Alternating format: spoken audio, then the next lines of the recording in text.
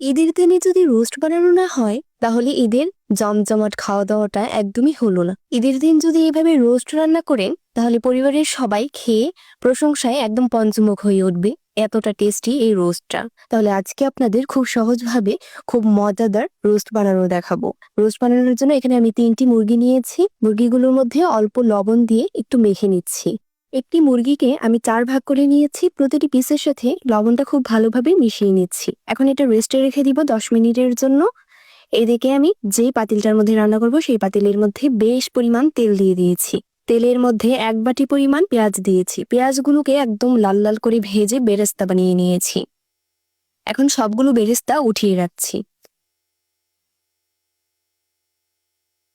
এখন আরো একটা পাতিলের মধ্যে আমি 3টি শুকনো মরিচ, 2টো এলাচ, 1টি দারচিনি, 1টি তেজপাতা, 3টি জয়ত্রী, 15-20টার মতো সাদা গোলমরিচ দিয়ে একটু ভাজা ভাজা করে নিয়েছি। এখন যে বেরেস্তাগুলো ভেজে রেখেছিলাম সেখানে অর্ধেক বেরেস্তা এই মশলাগুলোর সাথে দিয়ে সবগুলো একসাথে ব্লেন্ড করে নিব।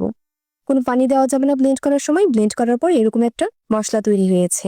এখানে আমি একটা বাটির মধ্যে 100 গ্রাম চীনাবাদাম নিয়েছি। বাদামগুলোকে আগে থেকে 2 ঘন্টার জন্য ভেজিয়ে রেখেছিলাম। এখন সবগুলো বাদাম থেকে চামড়াগুলো এইভাবে ছিলে নিচ্ছি হাত দিয়ে। আর এখানে 2টো বড় সাইজের পেঁয়াজ এরকম কুচি করে নিয়েছি। বাদাম আর পেঁয়াজগুলোকে আমি আলাদা করে ব্লেন্ড করে নিয়েছি। এখন বেরেস্তার যে তেলটা ছিল সেই তেলটার মধ্যে একে একে সবগুলো চিকেনের পিসকে ভেজে নিচ্ছি।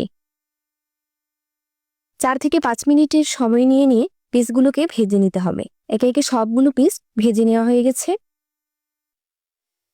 এখন একই তেলের মধ্যে পেঁয়াজ ব্লেন্ড করা পেঁয়াজটা দিয়ে দিচ্ছি। পেঁয়াজটাকে কিছুক্ষণ ভাজা ভাজা করে নিতে হবে। 2-3 মিনিটের মতো ভাজা ভাজা করে নিয়েছি। এখন এই পেঁয়াজের মধ্যে 1 চামচ আদা রসুন বাটা দিয়ে দিয়েছি।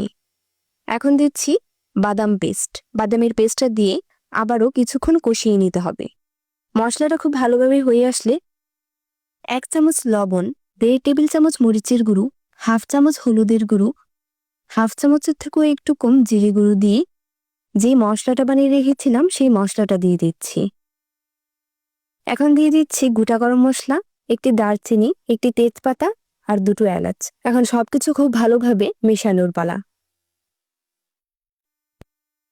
খুব ভালোভাবে মেশানো হয়ে আসলে 1 কাপ পরিমাণ পানি দিয়েছি। এখন মশলাটাকে সময় নিয়ে 10 মিনিটের মতো কষিয়ে নিয়েছি খুব ভালোভাবে। কালারটা দেখেছেন কতটা সুন্দর হয়ে এসেছে। এই কষানো মশলাটার মধ্যে একে একে ভেজে রাখা সবগুলো চিকেনের পিস দিয়ে দিচ্ছি। সবগুলো পিস দিয়ে পিসগুলোর সাথে মশলাটা খুব ভালোভাবে একটু মিশিয়ে নিতে হবে। মেশানো হয়ে আসলে ঢেকে 10 মিনিট রান্না করব। 10 মিনিট রান্না করা হয়ে আসলে 1 বাটি পরিমাণ টক দই দিয়ে দিচ্ছি। আর 2 বাটি পরিমাণ পানি দিয়েছি, 1 চামচ পরিমাণ চিনি, 4-5টি কাঁচামরিচ। এখন সবকিছু আবারও খুব ভালোভাবে মিশিয়ে নিয়ে ঢেকে 20 মিনিট পর্যন্ত রান্না করব। 20 মিনিট পর ঢাকনা খুলে রান্না প্রায় হয়ে এসেছে। এই পর্যায়ে 1 চামচ পরিমাণ গরম মশলা আর বাকি বেরেস্তাগুলো উপর থেকে দিয়ে দিয়েছি। এখন জাস্ট একটু মিশিয়ে নিচ্ছি। রান্না কিন্তু একদমই কমপ্লিট। এই রোস্টটা খেতে যে কতটা মজার হয় আর চিকেনের পিসগুলো একদমই সফট হয়ে যায়, এতটা টেস্টি হয়। আর 2-3 মিনিটের মতো জাল করে নিয়েছি। রান্না একদমই কমপ্লিট। অনেক মজাদার এই রোস্টটা। রেসিপিটি ভালো লাগলে অবশ্যই আমার ফেসবুক পেজটিকে ফলো করবেন, লাইক কমেন্ট শেয়ার করে অবশ্যই পাশে থাকবেন। ধন্যবাদ সবাইকে।